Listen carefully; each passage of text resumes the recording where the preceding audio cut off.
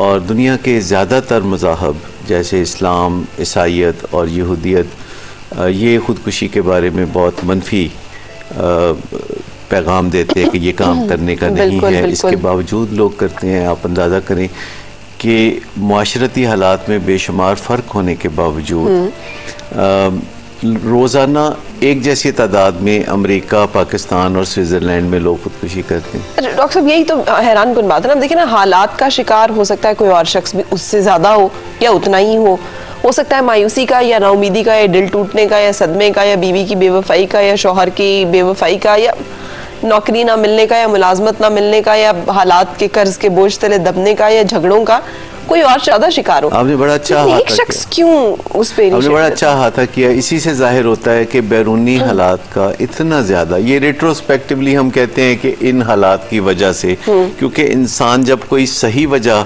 तलाश नहीं कर पाता तो फिर वो कोई अंदाजा लगाता है जो कि ज्यादातर सही नहीं होता। सही। तो ये सोचना कि, मैं नहीं कहता कि गुर्बत होनी चाहिए, लेकिन ये सोचना कि कोई गुर्बत की वजह से खुदकुशी करेगा, ऐसा सोचना दुरुस्त नहीं है। और फिर एक दूसरे को ब्लेम करना, जैसे हमारे यहाँ हर हुकूमत जब थोड़े से उसके जाने के दिन करीब आ जाते हैं तो बीच में ये भी सुनने का आता है कि जी वो खुदकुशियाँ बहुत ज़्यादा हो रही हैं।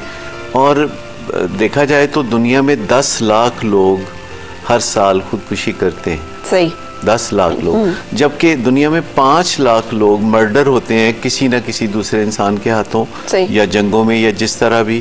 तो आप अंदाजा करें कि इंसान को खतरा किसी दूसरे से नहीं है, इंसान को ज्यादा खतरा अपने आप से। लेकिन क्यों होता है ये खतरा?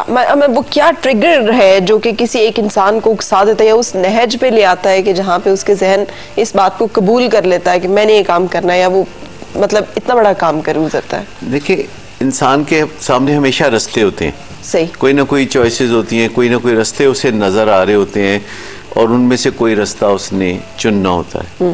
मिसाल के तौर पर दुनिया में एक बहुत बड़ा तबका जो खुदकुशी करता है वो ड्रग एडिक्ट्स और अल्कोहलिक्स में से होते हैं, जो खुदकुशी की तरफ जाते हैं। और वो या तो ड्रग्स करते करते जो ओवरडोज करते हैं तो ये असल में खुदकुशी होती है। अच्छा, इरादतन होता है, वो प्लान्ड ही होता है कि वो इसी रास्ते से वो, यानी एक तो वो स्लो मोशन में खुदकुशी कर रहे होते हैं रोज़ाना नशे की ज़िंदगी में पढ़ के। सही। और दूसरा ये है कि फिर वो जब लामत का कोई प्रॉपर हाल या एक तरफ कोई नहीं सुझाई दे रहा होता रास्ता, तो फिर वो एक रास्ता ये भी होता है कि इसको ख़त्म कर लें।